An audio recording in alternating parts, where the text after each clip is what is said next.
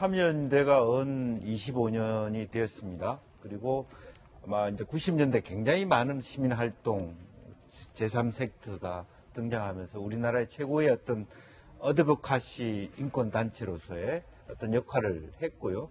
총선연대라는 걸 통해서 정치혁명을 이뤄내는 계기를 만들었고 또 경제민주화라든지 재벌개혁에 대해서 굉장히 앞장서 왔는데 어느덧 20년여가 지나는 과정에서 정치권에 들어가게 되고 또 권력에서 상당히 높은 자리를 가게 되니까 사실은 이제 권력과 거의 같은 대등한 입장을 갖게 됩니다.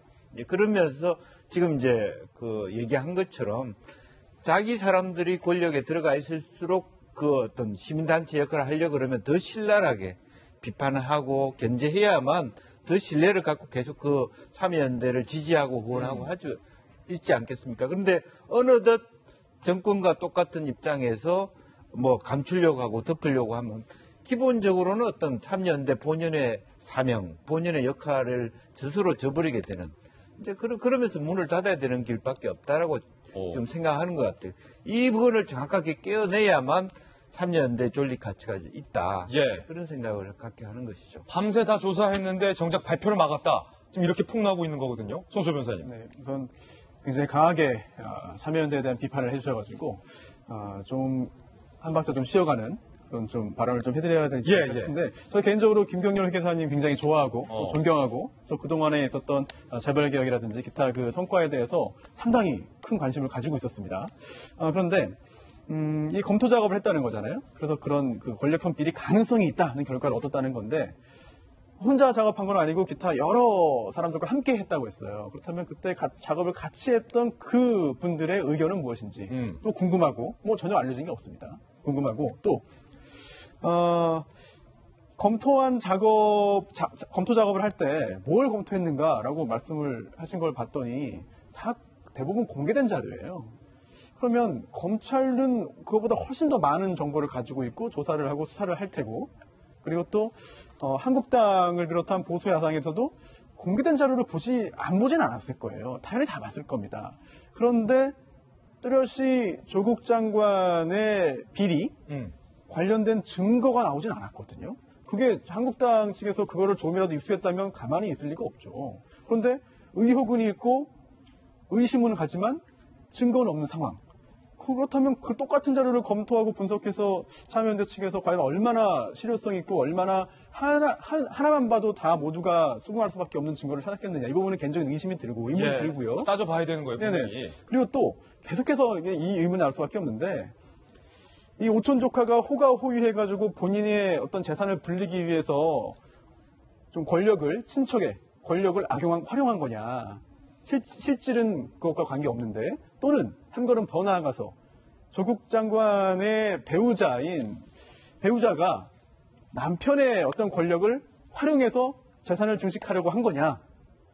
여기까지는 모르겠어요. 여기서 더 나아가서 조국 장관이 권력형 비리라고 하려면 조국 장관이 실제로 다 알고 이 펀드를 주도하고 또는 알고도 묵인했거나 적인했거나 그 정도는 돼야지 권력형 비리라고 할 수 있지 않겠느냐 싶은데 지금 권력형 비리라고 거의 단정적으로 말씀하시면은 나중에 약간의 좀 오차가 생길 수도 있지 않겠나 이런 생각이 듭니다. 아니 따져봐야 돼요. 지금 김경률 소장의 아직까지는 주장이기 때문에 저희는 소개를 해드린 건데 궁금한 게 지금까지 참여연대가 삼성이라든지 재벌개혁과 관련돼서 공개되지 않은 핵심 증거를 갖고 누군가를 비판하지는 않았었거든요. 의혹과 개연성이 있으면 참여연대가 견제하는 역할로서 비판을 해왔는데 저는 충분하다고 보는데 그런 비판 기능이 왜 조국 장관의 의혹과 관련돼서는 김경률 소장의 발표를 막았느냐라는 거예요. 네, 저는 법률적인 부분에 대해서는 저는 잘 모르니까 개인적인 입장과 또한 이미지 전략가 입장에서 김경률 소장의 마음으로 한번 얘기를 해주고 싶어요. 요즘 세간에 떠도는 소문이 뭐냐면 대학 중에 스카이 대학이 되게 유명하잖아요. 근데 스카이보다 더 가기 힘든 데가 참여연대라고 합니다. 연대 고대보다 더 가기 힘든 데가 참여연대다. 네, 그런 이야기가 들리는 것은 그만큼 들어가기 어렵고 그만큼 자부심을 느끼기 때문일 겁니다. 근데 그곳에 다니던 소장이 사표를 냈습니다. 사표를 내면서 저러한 발언을 한 거거든요. 제가 지금까지 분석했을 때는 정치적 입장에서 저렇게 이야기한 것은 아닌 것으로 보입니다. 그러니까 자기 것을 모두 내려놨으니까요. 아마 김 소장은 그런 생각을 했을 것 같습니다. 나는 누구고 여긴 어딘가. 나는 누구고 여기 네, 어딘가. 내가 지금 무엇을 하고 있는가라는 고민에 빠졌을 것 같아요. 나는 회계사 출신이고 참여연대는 분명히 권력형 비리에 대해서 얘기하는 권력 감시를 얘기하는 곳이었고 난 지금까지 자부심을 느끼며 살았는데 이게 뭔가라는 생각을 한 번쯤은 했을 것 같습니다. 그러면서 예를 들면 우리가 짜장면집에서 짬뽕이나 뭐 여러 가지 시킬 수는 있지만 거기서 한식 시키거나 또 햄버거 시킬 수는 없습니다. 우리가 해왔던 일들을 그대로 아이덴티티라고 하거든요. 정체성에 맞게 강하게 제대로 말할 수 있는 그런 연대에 다니고 있다라는 자부심이 분명히 있었을 거라고 생각합니다. 그렇기 때문에 윗자리에까지 가서도 그 일을 해왔던 사람이라고 생각합니다. 아마 시청자 여러분들도 김경률 소장에 대한 조사와 분석을 해보시면 삼성이나 여러 비리에 대해서 여러 가지로 조사해서 분석해 발표했던 거 보셨을 겁니다. 그래서 우리가 김성열 소장의 입장에서 지금 생각해 본다면 자신이 가진 걸 모두 다 버리고 지금 자신에 대한 얘기를 하는 것은 스스로 나는 누구인가에 대한 생각뿐만 아니라 참여연대 자체에 대해서도 이렇게 가면 안 되는 거 아닙니까? 라는 작지만 약하지만 한번 소리를 내고 있는 것이 아닌가라는 생각으로 분석을 해봅니다. 아주 짧게 한마디만. 네, 변호사님. 이 참여연대 가입하는 거 아주 쉬워요. 아주 어렵지 쉽다. 않아요. 예. 15,000명 회원이 있는데 그냥 지금도 가입하시면 바로 할 수 있는 거. 그 부분은 좀 오해 소지가 있으니까. 아주. 예. 자, 참여연대 출신의 인사들 과연 누가 있을까? 함께 보시죠. 조국 장관, 참여연대 출신, 김현철 통일부 장관, 이번에 요직을 맡았던 분들이 모두 다 참여연대 출신이다. 장하성 주 중국 대사는 장하성 실장에서 주 중대사까지 가셨으니까 상당히 핵심 문재인 정부의 권력 요직에 계신 분들이 모두 다 참여연대 출신들이다. 그리고 김상조 정책실장도 참여연대, 김영명 청와대 사회수석도 참여연대, 김수현 전 정책실장도 참여연대, 이 밖에 뭐 박원순 시장, 학현민 등등 모두 다 참여연대 경력들이 있는 분들인데, 자, 여기서 우리가 김경률 전 위원장의 폭로대로 혹시 참여연대가 지금 김경률 소장은 이렇게 주장하는 거 아니에요? 야, 우리가 남이냐? 봐라, 지금 이렇게 많은 분들이 다 우리 출신인데 그거 꼭 발표해야겠어? 그거 왜 발표해? 막아!